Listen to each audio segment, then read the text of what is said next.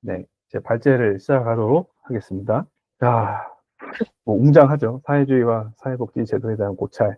지금 네, 부제를 독일의 철혈 재상 비스마르크로부터 오토 폰 비스마르크라는 독일 통일 제국의 이제 수상이었던 사람의 얘기부터 시작해 보도록 하겠습니다. 일단은 비스마르크가 누구인가? 그 다음에 세계 사회주의의 물결이 사실은 어떻게 보면 비스마르크의 그런 정책들로부터 시작이 됐다고 볼 수도 있어요. 사실 이 비스마르크는 좀 웃긴 게 이 사람은 사실 사회주의를 탄압하려고 했어요. 그래서 이 사람은 사실 사회주의를 탄압하기 위해서 사회복지제도를 처음으로 실시를 한 사람입니다. 그다음에 이 사회주의 세계의 사회주의 물결이 펼쳐지면서 사회주의 국가들이 생겼죠. 소련이라든지 또 중국이라든지 그런 국가들의 공통점에 대해서 한번 얘기해 볼 거고요. 마지막으로 이것들이 국민연금제도에 대한 입장 차이를 어떻게 보면 만들어낼 수 있었다라는 거를 이제 얘기하도록 하겠습니다. 네. 독일 철야재상 비스마르크의 사진 보이시면 네, 이분은 1815년 4월부터 1898년 7월까지 이렇게 생애를 사셨는데요. 수상이었습니다. 19세기 독일 통일제국을 건설한 프로이센의 외교관이자 정치인. 옛날에 독일은 한 국가가 아니었대요. 저때까지만 해도. 그래서 한 국가가 아니었는데 이제 나중에 통일제국을 건설하면서 많은 공을 세웠던 분입니다. 이분이 어렸을 때는 게텐겐 대학과 베를린 대학에서 법학을 공부하고 위에 정계를 진출했다고 합니다. 그리고 1848년 베를린 혁명이 일어나자 반혁명파로 활동을 해요. 자, 일단은 이렇게 얘기를 하고 일단 이분이 참 어땠냐면 이 괴팅겐 대학하고 베를린 대학에서 법학을 공부하기 이전에 사실 그 자라온 배경은 그 집안이 그 독실한 이제 크리스천 집안에서 태어났대요. 그 당시에 이제 어 소위 말하는 프로테스탄트, 개신교 집안에서 태어났는데 그 경건한 집안에서 태어났지만 이 사람은 자기 마음대로 하는 스타일이어서 게텐겐 대학에 갔을 때 이제 그 당시에 대학생들한테는 금지시켰던 결투, 그러니까 진짜 뭐 결투라는 게 뭐 총을 쏘고 뭐 이랬는지 모르겠는데 결투라는 단어가 나오던데 막 결투를 하고 다녔대요. 그래서 감옥에 막 들어막 걸리고 굉장히 자유분방하고 자기가 하고 싶은 거 하고 그런 사람이었어요. 그러다 나중에 게텐겐 대학에서 너무 이제 좀 말썽을 많이 일으켜가지고 나중에 베를린 대학으로 가서 이제 법학을 전공을 하게 되는데 이후에 자기 이제 주관이 워낙 또렷하던 사람이다 보니까 정계에도 이렇게 진출을 하게 됐어요. 그리고 이 반혁명파라는 얘기가 나오는데 이게 무슨 얘기냐면 1848년 이때쯤에 이제 그 베를린 혁명이 일어난 게 뭐냐면 기존의 이제 왕정 군주정 정치 체제를 이제 반대하기 시작하는 거예요, 사람들이. 이제 사람들이 조금씩 깨어나기 시작해요. 이제 뭐 아마 뭐 저희가 역사 공부를 뭐 저도 뭐 깊게는 안 해봤지만 그 이제 세계적으로 원래 문자라는 것도 원래 고위층에 있는 계급들에만 속해 있었는데 금속 활자라든가 여러 가지 이제 기술이 발전하면서 이제 일반 시민들도 어떤 문자를 접하게 되고 문맹률도 점차 개선이 되고 또 이제 그런 것들이 이제 이루어지면서 어떤 기존의 그 전통적인 그 왕정, 군주정의 정치 체제 이런 것들에 대한 반대심, 뭐랄까요, 반감이라고 할까요? 네, 이런 것들이 좀 커지기 시작했다고 해요. 그러다 보니까 특히나 이제 그 당시 유럽 국가는 좀 이렇게 하나의 어떤 체제, 하나의 국가로 통합된 게 아니라 지금처럼 이게 뭔가 영주가 이렇게 본건제, 영주가 이렇게 뭐 이렇게 통치하고 이런 때였는데 이 어떻게 보면 노동자 계층, 시민 계층, 일반 이제 귀족들이 아닌 그런 사람들이 이제 막 일어나기 시작하는 거예요. 그런데 이 사람은 반대로 그런 사람들의 반대파인 보수왕당파, 보수주의, 그 당시에 보수주의자라고 하면 될 거예요. 그 당시 입장에서. 그 당시에는 전통적인 체제를 지키려고 했으니까. 물론, 이제, 뭐, 뭐 우리가 뭐 보수주의라는 그 개념에 대해서 조금 사실 또 깊게 생각해 볼 필요가 있지만, 어쨌든 여기서는 그래요. 그래서 이분이, 나중에 이렇게 쭉 정계 활동을 하고, 뭐 반야음파로 활동을 하다가, 나중에 이제 이 빌레름 1세라는 어떻게 보면 이제 독일 제국 왕이죠. 예, 그러니까 프로이센의 왕이에요. 프로이센의 왕인데 이 사람한테 이제 수상으로 이제 발탁이 됩니다. 1862년에. 그래서 이 사람이 굉장히 유명한 뭐 이 사람이 철혈 재상이라고 일컬어진 이유가 뭐냐면 이 군비 확장을 주장을 해요. 군비를 확장해서 우리가 이 철과 이 피가 있어야만이 이제 혁명을 일으킬 수, 그러니까 개혁을 이뤄낼 수 있다. 뭐 이런 유명한 설교를 합니다. 그래서 이 군비 확장을 계속해서 해 나가서 주변에 인접한 뭐 여러 국가들을 제압을 하고 마지막으로 이 보불 전쟁이라고 해서 프랑스와의 전쟁을 한 1년 정도 하는데요. 여기서 이제 승리를 거두면서 이 독일 제국을 통일하게 됩니다. 그 다음에 이제 독일 제국이 통일이 되고 나서 비스마르크가 어떤 정책을 폈냐면요. 일단 비스마르크가 지금도 상당히 외교적으로 뛰어난 정책을 했다라고 평을 받는데 이유가 이 유럽 내 독일의 지정학적 위치를 지도에 검색해 보시면 유럽 한복판에 있어요. 그래서 독일이 사방에서 공격을 받을 수 있는 이제 위치에 있거든요. 그러다 보니까 되게 인접한 여러 국가들과의 어떤 동맹과 협상 관계를 체결을 하는데 사실 이게 굉장히 리스키한 외교 방식이라고 하더라고요. 왜냐하면 사실 동맹국을 이곳저곳, 그러니까 인접한 국가들 이곳저곳을 하게 되면은 또 만약에 독일이 동맹을 한 예를 들면 뭐 러시아가 있고 뭐 아니면 뭐 헝가리가 있고 치고 하면은 만약에 헝가리와 러시아 관계가 또 틀어지면은 문제가 되는 거예요. 그러니까 그런 것들을 계속해서 옆에서 중재하고 뭐 그런 것들이 일어나지 않도록 사전에 미연을 방지하고 이런 외교 정책을 계속해서 폈어야 되는데 그게 좀 이 사람이 굉장히 뛰어났다고 합니다. 그리고 국가 통합과 권력 강화를 위해서 1872년부터 남부 독일의 카톨릭교도 천주교죠. 예, 이거를 억압하기 위한 문화 투쟁을 되게 벌였다고 해요. 이 당시 또 왜 이런 거를 했냐면 이제 카톨릭교가 사실은 굉장히 역사적으로 아시겠지만 이 교황 중심적으로 그리고 사실은 카톨릭이 상당히 카톨릭의 교황이라고 하면은 과거에는 중세 시대 때는 특히 권력이 엄청났어요. 왕을 이겼잖아요. 왕보다 더 높은 위치에 있었단 말이죠. 그러다 보니까 사실 이 비스마르크 같은 경우에는 이 보수 왕당파로 이제 활동을 했었고 어떻게 보면은 왕정을 조금 지지하던 사람이에요. 그래서 그런 의미에서 제가 그 당시 입장에서는 보수주의파라고 얘기를 하는 거예요. 왜냐하면 그 당시에 정치 체제를 유지하려고 했으니까. 그리고 특히나 이 독일 제국 통일을 위해서 계속해서 이제 그 헌신을 해왔던 사람이고 통일은 했지만 아직까지도 정치적 혼란이나 이런 정치 체제 혼란이 있었거든요. 그렇기 때문에 이 국가의 통합과 또 이제 이것들을 한 번에 추진할 수 있는 권력을 집중시켜야 되는데 이 카톨릭교 때문에 그게 안 되는 거예요. 그래서 계속해서 이 탄압을 하는 걸 하는데 이게 좀 안 먹혀가지고 나중에 철회를 하긴 했지만 그런 것들을 합니다. 그리고 웃기죠? 이 1878년에 사회주의자 진압법을 제정해서 사회주의를 억압합니다. 이 당시에도 그 사회주의의 물결이 있었대요. 나중에 좀 더 자세히 설명하겠지만 왜 사회주의가 그 당시에 이제 물결이 일어날 수밖에 없었는지 저는 이제 공부를 하면서 이해가 되더라고요. 아, 네. 그리고 1880년대에 사회보장 제도를 이 사람이 처음 시행을 하는데 여기서 건강보험, 산업재해보험, 노령연금, 장애인연금보험 이게 4대 보험 중에 들어가잖아요. 여기서 이제 처음에 시초래요, 이게. 이게 처음으로 그러니까 사회보장제도의 시초로서 이 비스마르크가 이 사회보장제도를 시행을 했는데 이유가 이는 노동자들이 국가의 불만을 갖지 않게 하여 혁명이 일어나지 않게 하려는 의도가 있었다고 합니다. 예. 자, 사회주의 진압법도 하면서 동시에 그러니까 이 노동자들이 사실은 사회주의자거든요. 이 당시 노동자들이. 왜냐면, 이거 배경에 대해서 뒤에 나오는지 모르겠는데, 제가 이제, 어쨌든 좀 설명을 뒤에 한번 해볼게요. 여기 뒤에 나오네요. 자, 일단은 사회주의자 진압법도 하면서 이 사회보장 제도, 그러니까 당근과 채찍을 주는 거예요. 채찍과 당근을 주는 거예요. 자, 근데 보시면, 일단 사진 보시면은 1873년에 장기 불황이 시작이 됐다고 합니다. 이때 이제 뉴욕 제4 국립은행의 뱅크런 사태, 이제 막 은행 와가지고 내 돈 내놔 이러고 있는 거죠, 지금. 이때 경제가 망했대요. 왜냐하면 이때 경제가 망한 이유가 산업화를 이제 거치죠. 산업화 시대를 거치면서 잉여 생산물이 엄청 많아져요. 잉여 생산물이 많아지고, 사실 그 당시에는 뭐, 이제 임금에 대한 어떤 그런 것들의 기준이 아마 엄청 낮았을 거라고 생각을 해요. 왜냐면, 뭐, 이제, 아직도 그 당시에는 노예제나 이런 것도 있었을 거고, 그렇기 때문에 사실 이제 어떻게 보면 자본가 밑에서 이제 노동자들이 가서 일을 하는 형태겠죠. 그러니까 사실은 어떻게 보면 이제 착취의 형태로 또 많이 일을 했을 거라고 생각은 또 들기도 하더라고요.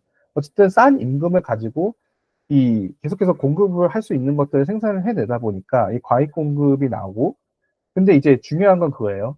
이 전 세계적으로 산업화 시대를 거치면서 공급이 계속 되는데, 이 보불 전쟁의 패자인 프랑스가 프로이센한테 거대한 전쟁 배상금을 지불하면서 국제 수요가 급감했다고 합니다. 그러니까 프랑스가 그 당시에 이제 또 어떻게 보면 서구 열강 중에 한 국가라고 할 수 있고, 그런 인연 생산물들에 대한 충분한 소비를 할 수 있는 수요처겠죠. 근데 그 수요처인 프랑스가 전쟁에서 패배를 하니까 어떻게 보면 균형 있게 갖고 있던 그 자금, 예를 들면 뭐 독일이 100 가지고 있고 프랑스가 200 갖고 있던, 뭐 예를 들어서 이랬다고 칩시다. 뭐 그런데 뭐 150, 150 가지고 있다고 쳐요. 그런데 이제 보불 전쟁에서 져가지고 프랑스가 배상금 100을 줘버린 거예요. 독일한테. 그러니까 독일이 예전에 150만 갖고 있던 게 250이 되고 프랑스는 50이 되는 거예요. 그러니까 프랑스는 일단은 수요가 없는 거죠. 근데 그러면 독일에서 다 수요를 할까요? 아니, 그게 아니라 독일은 그 당시에 그 한시적 배상금 효과로 인해서 굉장히 투기를 많이 했다고 해요. 그래서 뭐 독일이 실제 말해서 이제 돈이 많이 들어왔으니까 투자를 많이 했겠죠. 투자를 많이 했고, 그게 이제 투기라고까지 설명을 하는 이유는, 사실 우리나라도 최근에 부동산 값이 폭증을 했잖아요. 예, 그게 사실 여러 가지 이유가 있는데, 일단 저리 상태, 저금리 상태에서는 저희 부동산 시장의 구조를, 사업의 구조를 좀 이해하시는 분들은 충분히 이해하실 수 있는데, 건물 같은 거는 자기 돈으로 짓는 사람이 없어요, 일단은. 우리나라에서는. 무조건 은행에서 혹은 이제 PF라고 해서 뭐 이제 대주단을 형성을 해요. 금융권이나 아니면 뭐 기타 회사라든가. 그래서 이제 쩐주들, 쉽게 말해서 돈을 투자할 사람들을 막 모아가지고 그 대주단을 꾸려요. 그래가지고 거기서 뭐 예를 들어서 개발 사업이 뭐 6천억짜리 규모다. 그러면은 그 각 금융권이나 그런 회사에서 거기에 대한 이제 투자를 하고, 그 투자의 비율에 대한 지분을 어떻게 보면 가지게 되는 거죠. 그래서 나중에 그 약속을 다 받아요. 그 이제 다 6천억짜리 개발해가지고 나중에 이제 그 다 완공돼서 분양해서 시세 차익 나오면은 그 사이에 이자 계속 내니까 그게 이제 대주단 입장에서는 수익이고, 예. 그리고 나중에 원금 상환 받으면 이제 되는 거고, 또 이제 시행사 입장에서는 그 시세 차익에서 이자 주고 원금 상환하고 나머지 일부가 자기 몫이 되는 그런 구조거든요. 저희 부동산 사업이. 그런데 이제 저리 시대 때, 그러니까 돈이 많이 풀리는 거예요. 쉽게 말하면. 근데 이 상태도 그거랑 같다고 보시면 돼요. 그러니까 독일에 갑자기 돈이 많이 풀리니까 그럼 이거를 어디다 투자를 해야 되잖아요. 그러면은 상대적으로 화폐의 가치가 떨어지고 자산의 가치가 높아지는 그런 버블 경제 효과가 발생을 합니다. 그러면서 이 주가가 나중에 어떻게 되면 끝에는 폭락을 해요. 그러니까 버블 경제 효과가 처음에는 딱 하면은 자금이 많이 계속 풀리니까 뭔가 주가가 계속 오르는 것 같거든요.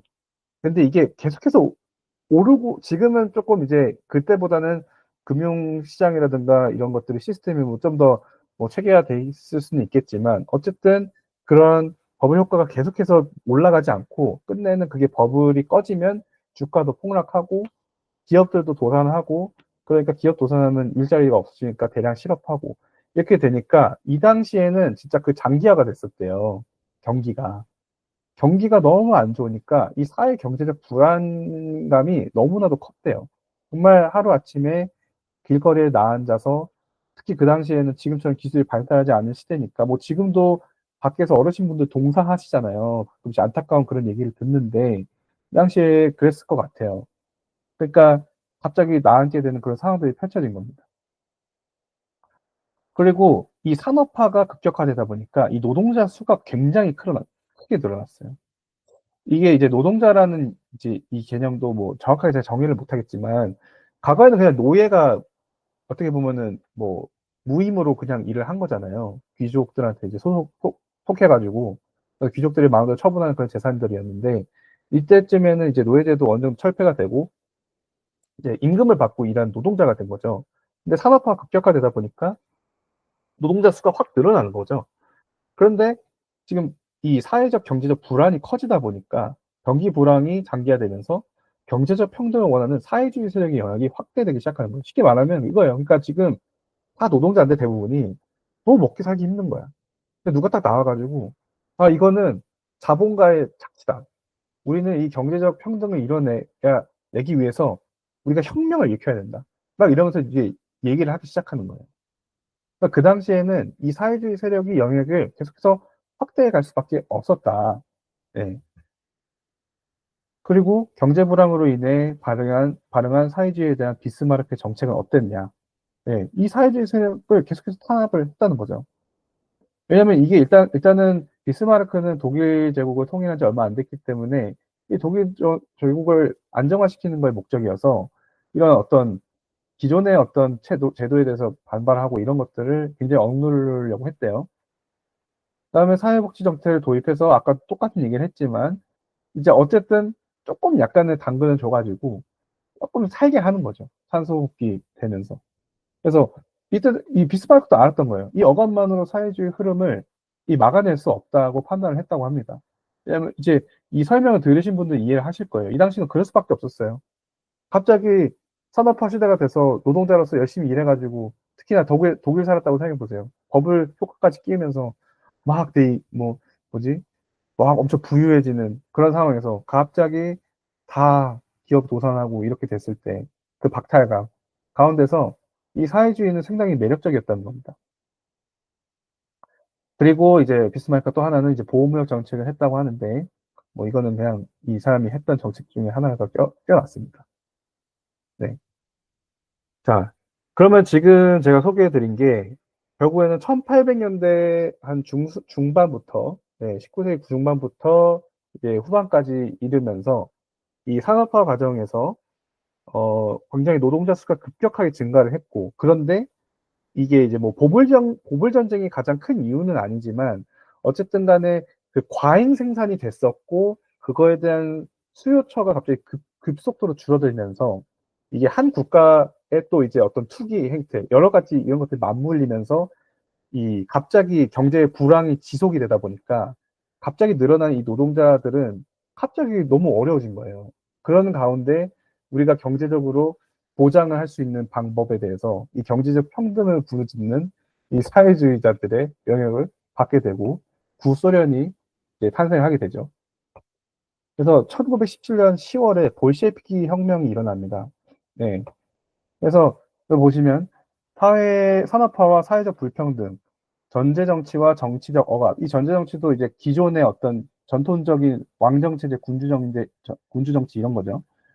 이런 것들로부터의 억압도 있었고, 또 뭐 1차 세계대전의 참화, 뭐 전쟁하고 나면 다 폐허잖아요.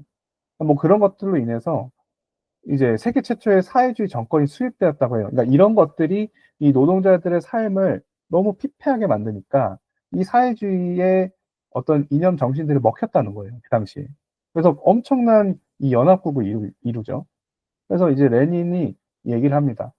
1917년 4월에 러시아로 귀국하면서 이 얘기를 해요. 모든 권력을 소비에트로 라는 구호와 함께 임시정부를 타도하고 전쟁을 중단시키고 토지 공장을 국유화해야 된다고 주장을 합니다. 그리고 중요한 거는 대중들이 지지를 했다는 거예요.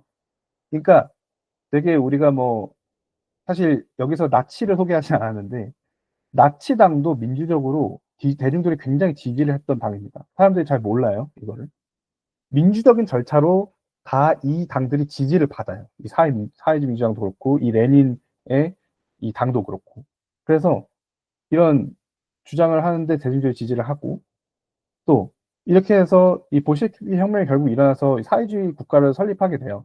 국가를 이제 설립하고 혁명 직후에 1917년 12월 그해죠.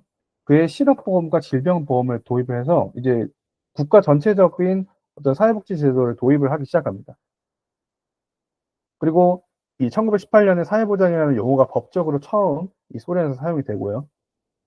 그다음에 1922년 사회보험법을 제정해서 산업 노동자를 중심으로 복지제도를 정착합니다.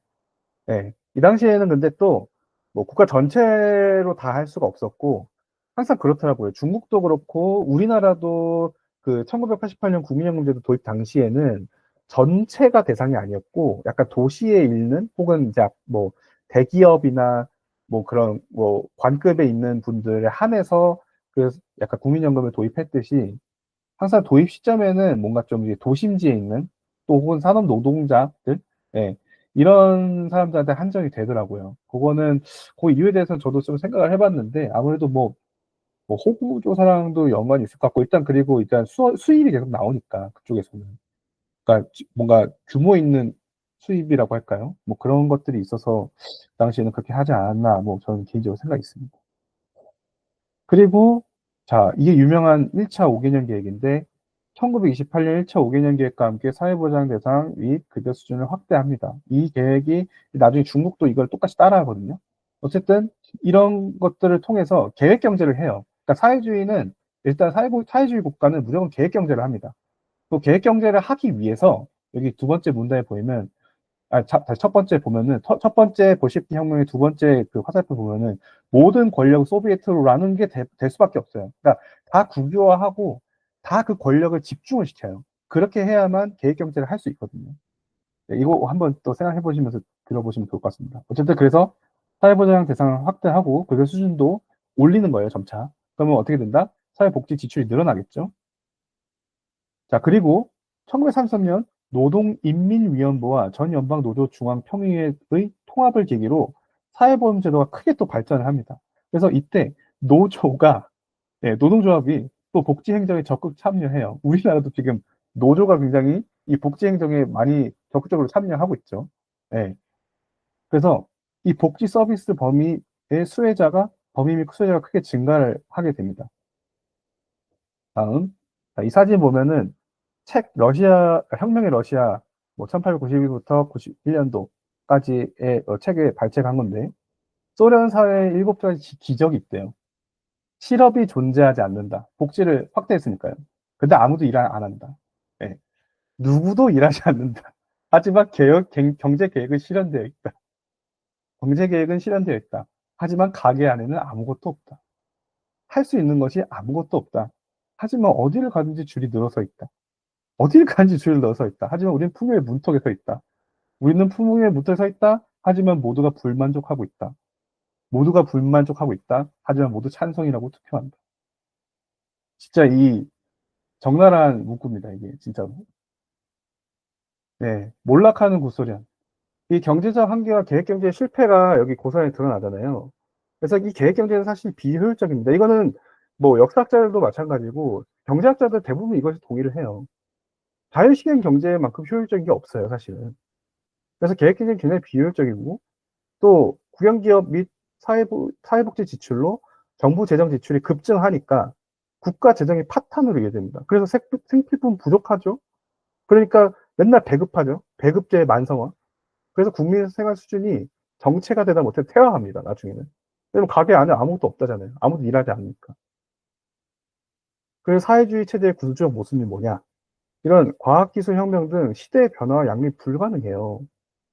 경제의 지속적 성장과 혁신을 이끌지 못합니다.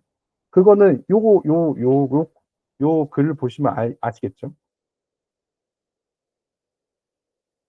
그래서 사회복지제도는 일정 수준의 사회 안정과 평등을 제공하긴 했지만 생산성 저하와 비효율로 지속 가능성이 좀 불가능한 부분이 있다. 물론 제가 뭐 사회복지라고 해서 다 무조건 안 좋다 이런 얘기를 하는 게 아닙니다.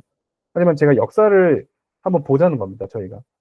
그리고 뭐 제가 이 지금 발제를 하는 이유도 뭐 지금 들어오신 분들은 다 아마 대부분 동의를 하시겠지만 제가 아까도 말했잖아요. 단톡방에 왜 도대체 국민연금 제도 개혁안에 대해서 얘기를 하는데 왜 자꾸 정치 얘기하냐.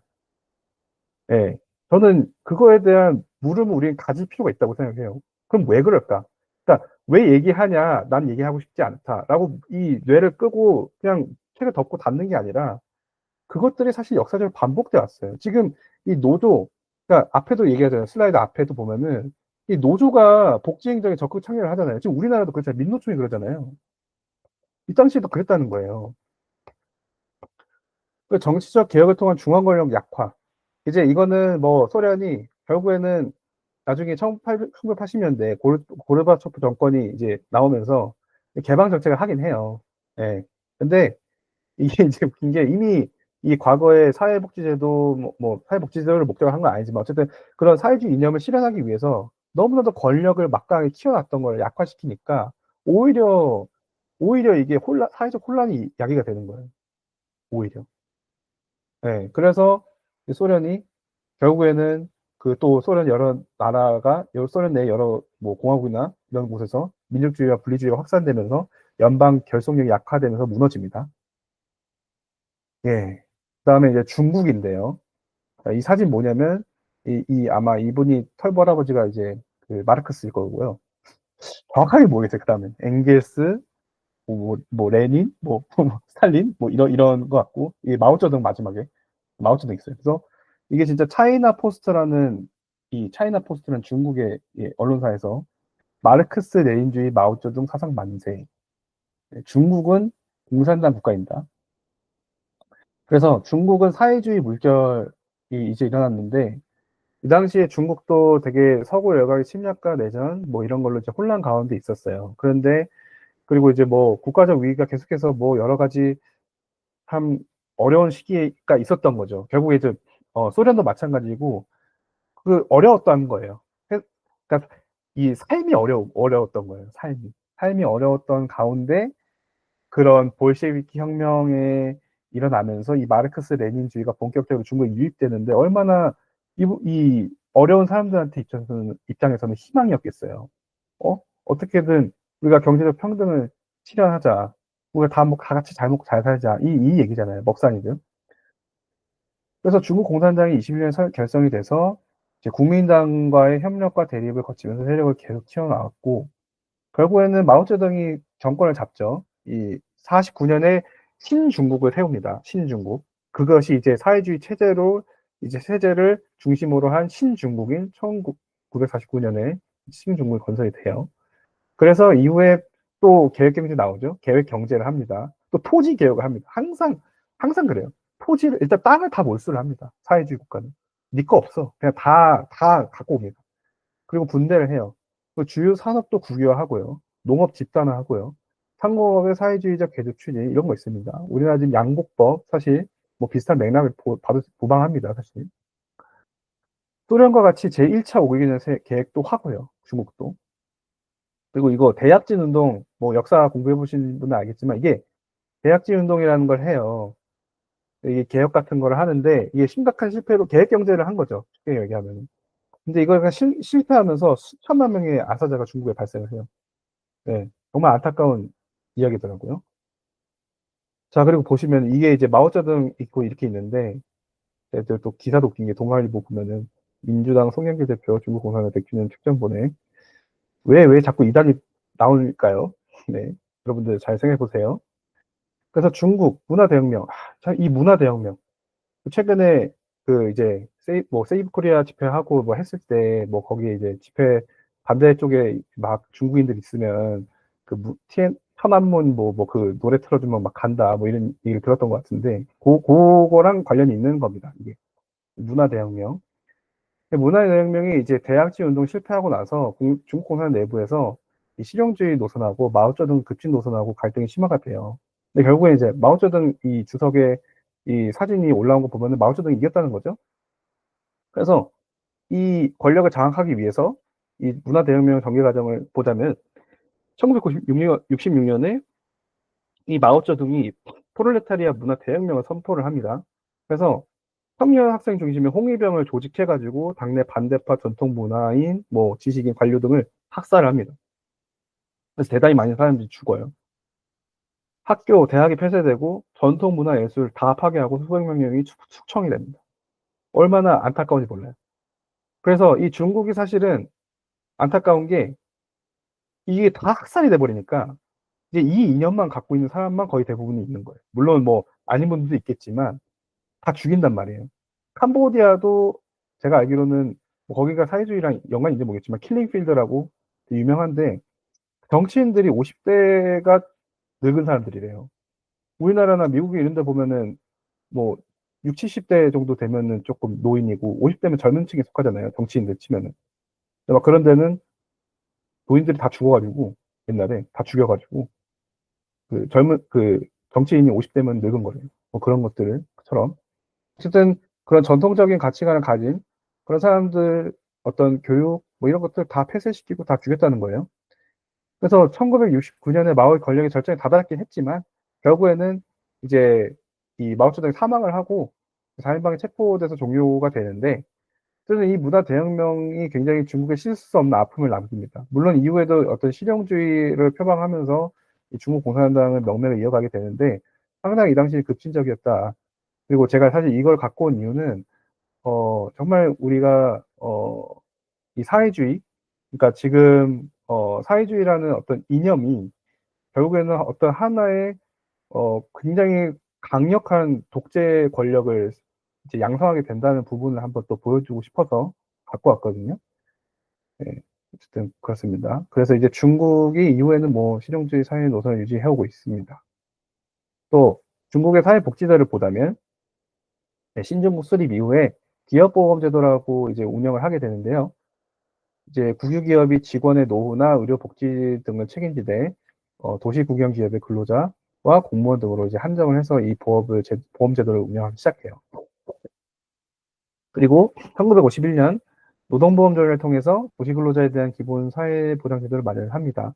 이게 또 이제 뭐 덩샤오핑의 무슨 정책이랑 뭐 연관이 있는지 모르겠지만, 일단 부자가 될 사람부터 먼저 부자 되다 뭐 이런 게 또 중국에 있었대요. 뭐 그런 것도 있었고, 뭐 아까 또 이제 소련에서도 보지만은 일단은 도심지에 있는 산업화되어 있는 지역의 노동자들부터 먼저 그런 사회복지제도를 이제 적용을 하잖아요. 이때 중국도 마찬가지로 일단은 먼저 도시 근로자부터 하는 거죠. 그리고 1955년에는 국가기관 직원의 퇴직제 도입을 하고요. 그다음에 이제 개업 개방기가 오는데요. 이때 이제 시장 경제가 어쨌든 도입이 다시 됩니다. 그래서 일단은 기업 중심의 복지 체제에 한계 봉착을 하는 건 뭐 당연하죠.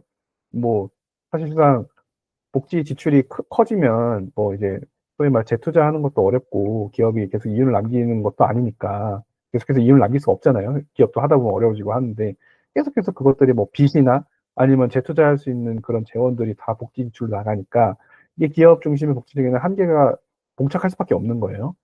그래서 1980년대 기업보험의 사회를 추진을 해서 결국에는 소련하고 똑같이 이 사회보험 적용 확대, 적용 대상 확대, 또 이제 자금 조달 방식도 기업, 개인, 국가가 공동 부담을 한다 이렇게 돼 있지만 아까도 설명드렸다시피 국가는 무엇인가?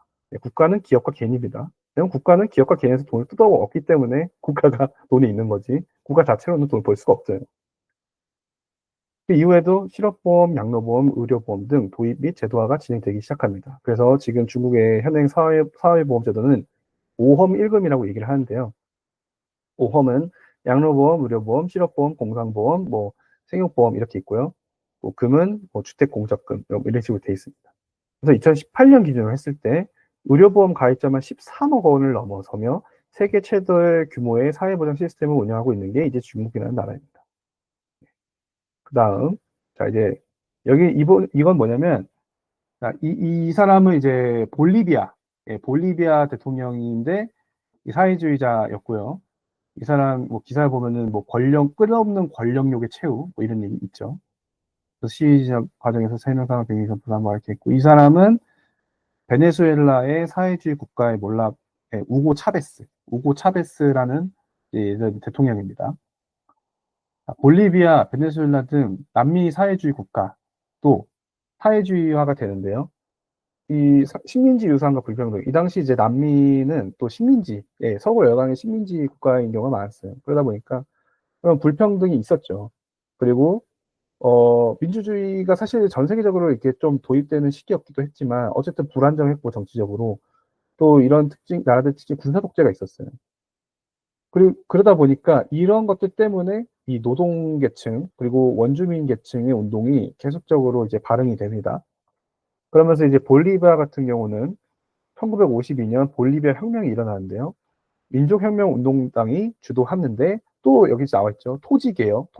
일단 사회주의자들이 토지개혁이라고 하면 다 몰수하는 거예요. 토지를. 다 몰수하는 거고 광산 구조와 똑같은 키워드입니다. 보통 선거권 도입 등 사회주의적 개혁 촉진. 사실 이 보통 선거권은 이게 제가 써놓긴 했는데, 일단 써놓긴 했지만, 사실 사회주의 국가에서는 이게 아까 그 구소련 그 책에서 나온 거지만, 모두가 불만족하고 있으나 모두 찬성을 한다 이거죠. 예, 그런 게 있습니다. 유명무실하다는 거예요, 거의. 그래서 이 사회주의 운동당 MAS가 이 에보 모랄레스, 네, 요 사람이 이제 대통령이 되는데, 네, 볼리비아에 1964년 쿠데타 이후에 군사정권과 신자유주의 정책 도입이 있었으나 1990년대 중반에 이 사회주의 운동당이 결성이 되면서 에보 모랄레스가 첫 원주민 대통령을 당선되면서 사회주의적 정책을 추진합니다. 그래서 이런 국유화들을 해요. 뭐 여러 가지를. 베네수엘라는 이 1999년 우고 차베스의 볼리바리아 혁명을 또 해요. 그래서 21세기 사회주의 표방을 막 하면서 석유 사업을 국유화하고 사회복지 확대하고 빈민지 권리 강화하고 직접 민주주의 실험 이런 것들 합니다. 이제 또 제가 이제 보통 선거권하고 직접 민주주의 이런 것도 좀 한번 생각을 할 필요가 있는 게 우리가 민주주의 하면 되게 좋은 걸로만 생각을 하잖아요. 근데 이거 잘 생각해 봐야 되는 게 민주주의라는 게 뭐 어디서는 까더라고요. 아, 뭐 민주주의의 어원 가지고 뭐 얘기를 한다. 근데 이게 데모크래틱이라고 영어로 하는데 데모가 뭐냐면 민중이고 크래틱이 권력이에요. 그래서 이 그리스 언어로 보면은 민중의 권력이거든요. 데모크래틱이. 그래서 데모크래시가 민중의 권력이 있는 그 민중의 권력을 갖고 있는 그 정치 체제예요. 그게 결국 직접 민주주의인데 우리가 이제 그 휴메 공리주의라고 하나요? 뭐 이렇게 다수의 의견이 옳으면 그러니까 다수가 옳다고 하면 다수 그게 맞는 거다. 뭐 이런 식으로 이제 공리. 예. 공공의 이익이 크면 클수록 그게 맞는 거다. 뭐 이런 이제 주장을 폈던 사람이 있는데 사실 다수가 잘못될 수도 있잖아요. 예, 우리는 이제 그런 부분에 대해서 사실은 학교에서 공부를 할 때 사실 그런 것들을 좀 생각을 하면서 자라왔어야 하지 않나라는 저는 생각을 항상 늘 해요. 근데 아무래도 이제 뭐 여기 계신 분들이 뭐 나이대가 어떨지 모르겠지만 뭐 지금 우리 대한민국 현실을 봐도 공교육의 현장에서 이제 수험생을 하고 있는 청년들을 보면 학생들을 보면 아마 안타까워요. 그런 어떤 생각들을 할 여유도 없고 계속해서 공부를 뭐 단어 시험이나 막 쳐야 되고 수학 공식을 막 외워야 되고 물론 그게 의미가 없다는 건 아니지만 어떻게 보면은 그런 것들에 대한 어떤 생각이나 이런 것들을 해볼 여력 자체가 없었던 게 아닌가. 그래서 사실 제가 기억이 나는 게 사회 교과서를 보면은 항상 그런 순이에요. 옛날에 정치 체제는 이제 약간 군주정, 뭐 이제 왕정 이런 거는 완전 옛날에 야만적인 정치 체제고 나중에 의회 다수당이 뭐 이렇게 하는 뭐 의회 다수당이 이렇게 하는 뭐 그 이름을 잠깐 제가 까먹었는데 그 정치 체제가 조금 더 좋은 거고. 근데 그 다음에 이제 공화제가 나왔는데 그게 조금 더 좋은 거고. 나중에 직접 민주제가 결국에는 굉장히 제일 좋은 거다. 약간 이런 식으로 사회교과서에서 저는 가르쳤던 걸로 기억이 나거든요. 근데 그게 생각보다 상당히 무서운 거더라고요. 왜냐면 우리가 북한만 생각을 해봐도 알지만 인민재판이라는 게 있거든요. 그게 그 직접 민주주의예요, 사실은. 근데 거기서 그 수뇌부가 맞다고 하는 거에 대해서 반대표를 들면 다 총살당하거든요. 그러니까 사실상 유명무실합니다. 그러니까 제가 이거를 계속해서 얘기를 하는 건 뭐냐면 이 직접 민주주의 보통선거권 하면은 뭐가 되게 좋아 보이잖아요. 근데 이 사회주의 국가들의 공통점에 대해서 나중에 얘기를 하겠지만 굉장히 큰 소수에게 집중되어 있는 큰 권력 집단이 형성이 돼요. 그러니까 엄청난 권력이 있어야만이 이 사회주의 이 국가를 실현할 수가 있게 됩니다. 그래서 이거는 제가 좀 성의 없어서 보일 수도 있지만 제가 그래도 이게 되게 중요하다 싶어서 좀 이거 하기 전에 갖고 와 봤는데 이 GDP 성장률이 연도가 해가 갈수록 떨어지는 게 있는데 이게 어느 나라냐면은 요것도 있네요. 요거는 이제 빈부격차가 막 높아졌다가 조금씩 떨어지긴 하지만 지금 엄청 높아져요. 자, 이거는 누구 거냐면은 구소련의 GDP 성장률 추이입니다. 그래서 구소련이 처음에는 계획 경제를 통해서 보통 처음에 계획 경제를 하면 성장을 해요. 왜냐하면은 생각보다 이 그 계획 경제라는 게 일사불란하거든요. 그리고 거침이 없어요. 왜냐면 제도권에서 다 뭐 허가도 해주고 이거 해라 하면은 저희가 지금 뭐 우리나라만 해도 뭐 예를 들면 어떤 사업을 하더라도 예를 들면 부동산 사업을 하더라도 뭐 그러니까 토지 환지가 안 돼가지고 그 행정 절차만 몇 년을 기다려야 되는데 그것도 맨날 그거 행정 절차 기다리다가 또 거기 주변에 뭐 민원 나오면은 뭐 가서 막 동대표 만나고 뭐 또 뇌물 줘야 되고 뭐 사업하는 사람 되게 이런 것들이 되게 시달려요. 국가의 어떤 행정 절차가 사업을 막거든요, 실제로. 근데 이때는 뭐 그 계획경제니까 국가가 다 밀어주니까 자본도 다 투입되고 노동력도 동원되고 그러니까 막 경쟁력이 좋은 거예요. 근데 점수가 떨어져요. 근데 이 부분에 대해서 제가 이제 뭐 이 PPT에는 적어놓지 않았지만 제가 뭐 이제 글로 읽자면 이 구소련 사회복지 정책의 거대화 경제 상황 변화 그래프라고 해서 이 1950년대, 80년대에 무상 의료, 무상 교육, 무상 주택 등 대규모 사회복지 정책을 시행하면서 복지국가 모델을 강화를 했대요. 근데 그러면서 1966년부터 70년대에는 한 7.7% 성장률을 보이다가 그 다음에 5년 동안은 또 5.7%로 감소를 하고 그 다음에 5년 동안은 4.4%로 감소를 하고 또 그 다음 해부터는 2%, 3%로 갔다가 1991년에는 드디어 마이너스 성장까지 이르게 돼요. 결국에는 뭐냐면 계속해서 복지 정책을 확대를 하다 보니까 이 복지 제도의 부담과 또 비효율성, 생산성 저하로 성장률이 계속해서 하락을 하는 거예요. 결국에는 경제가 마비된 상태에서 소련은 해체가 될 수밖에 없었던 거예요. 네, 없었던 거고요. 물론 이런 사회복지제도라는 것 자체만이 어떤 한 국가의 경제 성장을 더디게 하는 건 아니에요. 올바른 사회복지 정책은 필요하다고 저는 생각을 합니다. 근데 그게 올바르다라는 게 어떤 전제가 또 같이 동의가 돼야 되는데 그 부분에 대해서는 사실 어떻게 뭐랄까 한 단어나 뭐 짧게 설명할 수가 없어요. 그거는 진짜 우리가 많이 사실은 논의가 돼야 되고 사실 학교에서 그런 것들을 저는 가르쳐야 된다고 생각을 해요. 우리가 어떠한 전제로 살고 있는가, 어떤 것이 올바른 국가의 방향성인가에 대해서 고민을 하지 않았기 때문에 사실 지금 이런 것들이 발생하다고 저는 생각을 하거든요. 사실 그런 고민을 안 했다기보다는 그 황성진 위원님의 말을 빌리자면 저쪽이 너무 공부를 열심히 했어요. 그리고 저쪽이 너무 그런 것들을 많이 퍼뜨렸어요. 그들이 맞다라는 거는. 근데 거기서 사실 우리가 분별 lực 이 없었어요. 그리고 요거 보시면 이건 중국이거든요. 중국의 빈부격차 차이가 이제 이렇게 막 올라가요. 왜냐면 중국이 신중국이 1949년에 건국이 된 이후로 사회복지 제도를 하다가 1980년대부터 이 사회복지의 범위, 수혜자 범위 이런 것들을 확대를 하거든요. 근데 웃긴 거는 빈부격차가 더 발생한다는 거죠. 근데 그거는 아까도 말씀드렸지만 처음 사회복지를 도입했을 때는 뭐 산업화 때문이다. 뭐 이렇게 생각을 하실 수도 있겠지만 그게 아니라 이미 그거는 그 신중국 건국 시기 때 이미 그건 하고 있었고 이후에 바꿨단 말이에요. 근데 이후에 바꿨다는 말이 뭐냐면 수혜자를 범위를 더 늘렸다는 거예요. 그러니까 보편적으로 복지를 증진을 했다는 거죠. 근데 그런데도 이상하게 빈부격차가 늘어난다는 거죠. 그래서 이게 뭐 제가 뭐 설명을 이것저것 찾아보려고 했지만 뭐 이 중국의 분위기를 아시는 분이 여기 있으신지 모르겠는데 제가 가끔씩 그 중국을 거래처로 상대를 하는 뭐 회사들 나가 보면은 중국의 관시 문화 이런 것들 듣거든요. 그 중국이 상당히 사람들이 이기적이래요. 그러니까 중국 사람들 다 그렇다라고 얘기하고 싶지는 않아요. 왜냐하면 안 그런 사람도 있으니까. 그러니까 중국인이냐 아니냐가 그게 어떤 결정이 되는 건 아닌데 이 중국 사회 내에 깔려 있는 어떤 그 분위기가 뭐냐면 내가 어떻게 하면 최대한 이익을 볼 수 있을까라는 게 일단은 그 중국 약간 사회 전반으로 깔려 있는 그 분위기래요. 그래서 이런 얘기를 하더라고요. 어떤 과장님은 자기가 중국에 10년 동안 유학을 갔었고 살았지만 거기선 그런다. 그러니까 내가 거짓말을 해서 시험에 점수를 잘 받고 오면은 중국에 있는 부모님들 그거 칭찬을 해준대요. 그러니까 그런 분위기가 있다는 거예요. 뭐 다 그렇다는 얘기가 아니에요.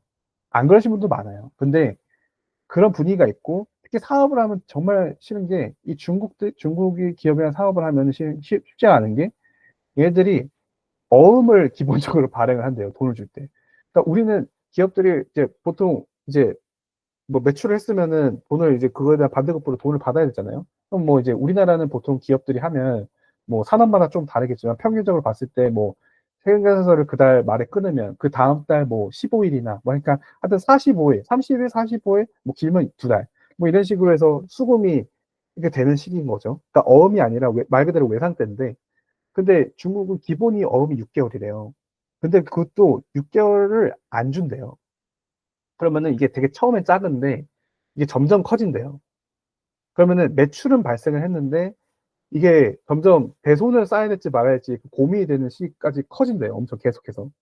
근데 이 중국 사람들이 그렇게 하는 이유가 그렇게 했는데 만약에 관시가 되어 있으면 이제 힘들 때 돈 달라고 돈 준대요. 근데 관시가 안 돼 있으면 그걸 가지고 이용을 한다는 거예요. 심지어 매출처인데, 그러니까 그 자기의 매출처인데도 그걸 가지고 이용을 한다는 거예요. 그럼 나 이제 돈 안 주고 너희들 거래 안 하고 나 몰라 이러면서 약간 이런 식으로 한다는 거예요. 뭐 제가 뭐 중국을 깔려는 게 아니라 사실은 이 빈부격차 추이를 설명하면서 그 얘기를 하고 싶었던 이유는 어떤 사회복지 제도로는 그 제도를 세운다고 해서 되는 게 아니에요. 이 사회복지 제도를 결국에는 누군가는 운영을 할 거고 그걸 국가에서 하겠죠. 근데 중요한 거는 국가에서 운영할 때 또 누구한테 줄 거냐는 또 거기서 정해야 되잖아요. 근데 그게 정당한가 과연. 그리고 아까도 뭐 말했지만 국민들이 뭐 아까 이재명이 정책 펴는 것 중에서 국민들, 기업들, 뭐 국가가 대규모로 참여하는 국가 펀드를 조성해가지고 뭐 AI에 뭐 투자를 100조를 유치하겠다. 근데 그거 누가 얼마 냈는지 집계 절대 안 하잖아요. 누가 얼마 냈는지 집계도 안 하고 그 돈 어디다가 어떻게 썼는지 투명하지도 않아요. 저는 사실 그 국민연금 세미나 때 어떤 분이 얘기했는데 우리나라 정부 회계 뜯어 고쳐야 된다. 그거 정말 맞거든요. 그러니까 투명하지가 않아요. 사실 지금 뭐 전자공시 시스템이라고 해서 기업의 재무제표들도 좀 투명하지 않는 부분도 있어요. 왜냐하면 거기 정보가 많이 누락이 돼 있다보다는 많이 안 보여져요. 사실 생각보다. 그러니까 저희는 이제 저희 회계사들은 따로 이제 또 뭐 비즈라인이나 해가지고 따로 이제 또 기업 재무제표를 또 좀 더 세부적으로 볼 수 있고 또 기업에 대한 정보를 분석 리포트 같은 거 볼 수 있는 것들이 있긴 하지만 그걸로도 결국에는 나중에 회사 실제로 가보면 또 그것도 아니에요. 정보의 비대칭이 엄청난데 하물며 그 공시하는 기업들의 그런 재무제표나 이런 것도 많은 것들이 감춰져 있는데 정부에게는 지금 저 말도 안 되게 투명하지 않거든요. 어쨌든 그런 것들이 있기 때문에 이게 사회복지 제도를 뭐 늘린다고 해서 이 돈이 실제적으로 어려운 사람들 도움이 됐냐? 지금 아니란 얘기를 하는 거잖아요. 이 진위계도라는 것 자체가. 아니잖아요. 사회복지 제도를 했지만 더 불평등이 심화됐다는 얘기입니다. 네. 자, 그래서 이제 사회주의 국가들의 공통점을 한번 살펴보겠습니다. 일단 토지와 기업의 국유화 등을 통한 권력 집중을 일단 먼저 해요. 항상 사회주의 국가들은 반드시 권력을 한 군데 모아야 됩니다. 아까 레닌이 러시아 볼시비키 혁명하기 위해서 국가에 이제 러시아를 규격하면서 한 얘기가 모든 권력은 소비에트로라는 말을 했잖아요. 그러니까 이 사회주의 경제를 하려면 사회주의 체제를 하려면은 계속해서 권력을 한 군데 모아야 된다는 겁니다. 그리고 권력은 꼭 실행력을 얘기하며 군대와 자금을 기반으로 한 강제력을 어떻게든 취하려고 합니다. 사실 지금 제가 여기서 또 어떤 분이 얘기하겠지만 뭐 정치 얘기 왜 또 하냐? 아니 맞지 않나요? 현실적으로 지금 방탄국회 누가 하죠? 그럼 어떻게 민주적인 절차를 밟지 않고 권력을 어떻게든 얻으려는 그 세력이 누군데요, 지금? 그러니까 그런 것들은 생각 안 하고 그리고 뭐 사실 이번에 뭐 웃기지만 이제 1차 계몽령이 이제 뭐 계엄이었다면 2차 계몽령이 이제 이번에 단일화 사건에서 이제 뭐 했다 하지만 결국 또 어떻게든 민주적이지 않은 절차를 들이밀잖아요. 권력을 얻기 위해서. 근데 이제 물론 뭐 이제 두 번째 얘기한 거는 사회주의 쪽은 아닐 수도 있지만 어쨌든 그 권력을 갖기 위해서 사회주의 국가를 건설하기 위한 그 세력들은 반드시 이 절차를 수반한다는 겁니다. 반드시. 네, 왜냐면 피해 혁명까지 얘기를 했으니까요, 사실은. 이 사람들은. 그리고 결국에는 어떻게 되냐. 권력을 가진 자가 권력을 가지지 못한 자를 통치하는 구도로 가게 되는 겁니다. 근데 이거에 대해서 이제 이렇게 얘기하는 분들이 있어요. 아니, 국가가 좀 못 살고 서민들, 어려운 사람들 도와주겠다는데 뭐 그게 그렇게 나빠? 근데 그거는 잘못된 인간 간에 저는 기인된다고 봐요, 사실은. 그런 것들을 우리가 그런 전제들을 어렸을 때부터 좀 교육을 하면서 좀 전제가 되어야 되지 않나. 라는 저는 이제 생각을 해요. 뭐 그걸 이제 뭔가 국가 차원에서 해야 된다라기보다는 이런 스터디뿐만이 아니라 앞으로 이제 어떻게 보면 저희가 이런 기회를 통해서 지금 연금개혁 청년 행동도 하고 있고 뭐 이것저것 하고 있는데 사실은 우리나라 국민들이 장기적으로 봤을 때는 정치에 관심을 가져야 되잖아요, 우리가. 그리고 이런 역사적 흐름에 대해서도 관심을 가져야 되고 그랬을 때만 올바른 정책으로 우리가 어떤 걸 할 수가 있는 거지. 지금 역사가 반복되고 있는 걸 뻔히 보이는데 모르잖아요. 모르는 상황에서 저는 얘기를 하는 거예요. 뭐지? 국가가 뭐 돈 모아가지고 어려운 사람 돕겠다는데 나도 도와야지. 이렇게 하면서. 아 뭐 그런 생각을 하는데 아니란 말입니다. 역사는 지금 그 한 사람의 손에, 소수의 집단의 손에 그런 권력이 들어갔을 때 어떠한 현상들이 펼쳐졌는지 말을 해 주고 있어요. 그리고 이제 또 사회주의 국가들의 공통점으로는 노동자 계급의 경제적 안정성을 명목으로 한 포퓰리즘을 합니다. 오늘 이제 윤도한 형제님께서 그 포스터에 얘기했지만 포퓰리즘 확실해요. 왜냐면 사회주의 국가 등장의 배경은 항상 노동자들이 불만을 가진 상황이었어요. 경제 상황이 너무 어렵고 먹고 살기 힘들고 '아 진짜 나의 인생에 희망은 있는 건가.' 갑자기 어느 날 경제 버블이 터지면서 주가가 폭락하고 기업 도산되니까 '내가 하루아침에 일자리를 잃었네. 아 옛날엔 좋았는데.' 이러면서 막 허탄해하고 있는데 갑자기 누군가 목소리 큰 그리고 굉장히 매력적인 연설자들이 나타나서 "우리가 이렇게 있을 수 없습니다. 우리가 진짜 혁명을 해야 됩니다. 우리 이렇게 살 수 없습니다." 당연히 제가 그 노동자였어도 '아 맞다. 저거 맞다.' 예 그렇게 했을 것 같아요. 아 당장 나를 먹여 살려 주겠다는데. 그래서 지금 특히 그 당시 시대 배경이 산업 산업혁명이 일어난 이후에 산업화 시대였잖아요. 그러니까 노동자의 숫자가 엄청나게 증가를 했고 그러니까 이 어떤 거대한 집단이 형성이 된 거잖아요, 어떻게든 어쨌든. 그렇기 때문에 이런 또 더구나 과거의 체제에 대해서 되게 불만도 있었고 사람들이. 왜냐면 옛날에 정치 체제에서는 내가 노예로 살거나 아니면 귀족들로부터 이제 차별을 받거나 이랬는데 사회주의 이념은 '아 다 같이 잘 살자. 평등하다.' 이런 어떤 얘기들이 굉장히 매력적으로 다가왔었거든요. 특히 또 아까도 말씀드렸지만 그 먹고 살게 해 준다. 이러니까 당연히 포퓰리즘에 넘어가는 겁니다. 사실은 우리가 이것도 생각해 봐야 되는 게 우리가 부동산 경기가 갑자기 이렇게 폭증하지 않았다라고 한다면 어쩌면 상황이 쪼끔 더 쉬웠을지도 모르지 않았을까라는 생각도 해요. 왜냐면 지금 저도 부산에서도 살아 봤고 또 부산에서도 이제 서부산 그 시골에 있는 곳에서도 살아 봤고 지금은 제가 경기도 여기 서울에서 직장을 다니지만 분위기가 너무 달라요. 예 제가 무슨 말을 하는 거냐면 집값 같은 경우 예를 들면 지금 지방에는 그래도 한 1-2억 있으면 전세로라도 30 평대의 번듯한 집 들어갈 수 있거든요, 1-2억 있으면. 그러니까 뭐 위치적으로 좀 불만족스러울 수도 있겠지만 제 말은 굉장히 좋은 집에서 살 수 있다는 말이에요. 그러니까 집의 주거에 대한 환경에 대한 걱정이 사실 지방에서는 그렇게 크게 있는 것 같지는 않아요. 근데 이건 상대적인 거예요. 뭐 걱정 있으신 분도 있겠지만. 근데 서울 올라오세요. 경기도 올라오세요.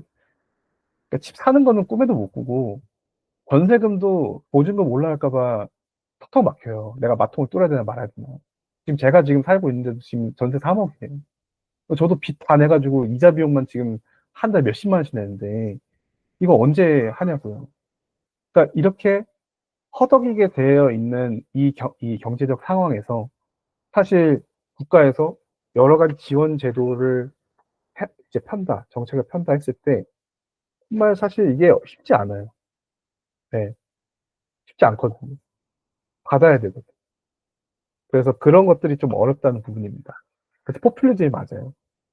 세 번째는 국가주도 산업의 비효율성. 군대 문제에만 초점을 두어서 경제 성장이 원하는 지속 가능성에 문제가 있다. 이것도 지속 가능성에 문제가 있습니다.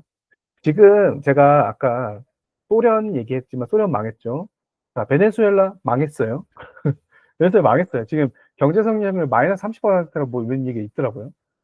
그리고 볼리비아도 망했어요.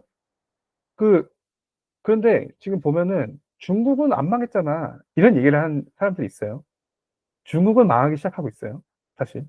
중국도 아마 지금 근데 우리나라가 좀 근데 사실 그 부분은 좀 반성을 해야 되는 부분이긴 한 게 어떻게 보면 이 출산율에 관한 문제는 사실 국민의 의식이 상당히 영향을 많이 미친다고 저는 개인적으로 생각을 하거든요. 이거에 대한 다른 어떤 주장이나 생각이 있으면 나중에 좀 글을 올려줬으면 좋겠는데 저는 그렇다고 생각해요. 출산율 제가 결혼도 했고 지금 딸도 낳았지만 그 애 낳을 사람들은 돈이 있어서 낳는 게 아니에요.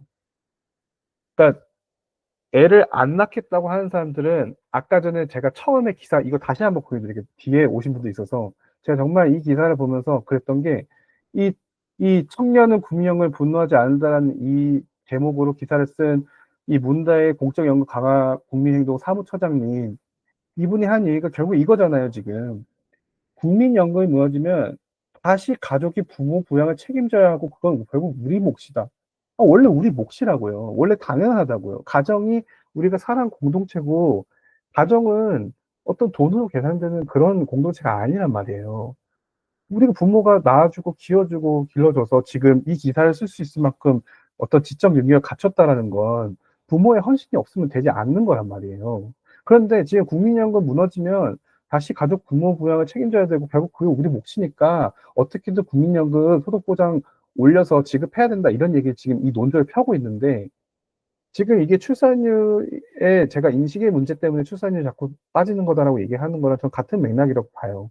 결국에는 애 낳고 기르고 이런 것들이 즐겁고 행복하고 좋은 어떤 가정, 정말로 이상적인, 내가 정말 꿈꾸는 가정, 그런 게 아니라 다 지금 돈으로 환산되어 있고, 우리나라 지금 특히 더 심한 것 같아요. 중국도 사실 그런 것들이 좀 가속화되고 있는 분위기 같거든요.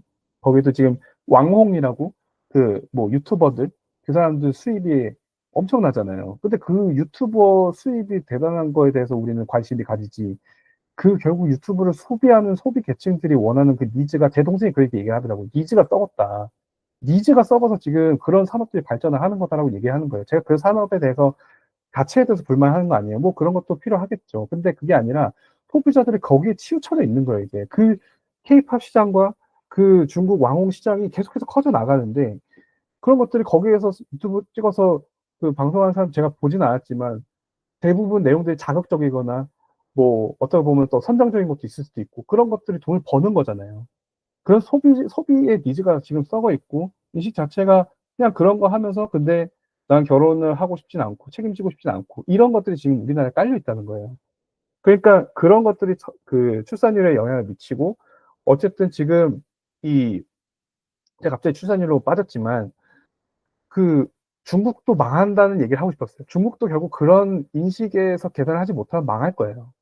그러니까 지속 가능성은 사실 사회주의 이념 자체가 사실은 어떻게 보면은 마르크스 제가 자세히 보진 않았지만 마르크스 사상 중에 하나 가족 해체가 있어요. 전통적인 가족을 해체하는 해체주의 사상이 있단 말이에요.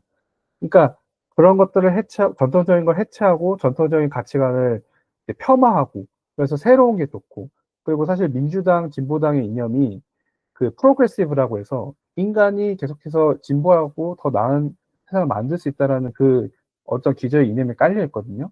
근데 그런 것들이 사실은 기존의 거를 굉장히 그래서 타파를 해요. 그 당의 이념 자체가.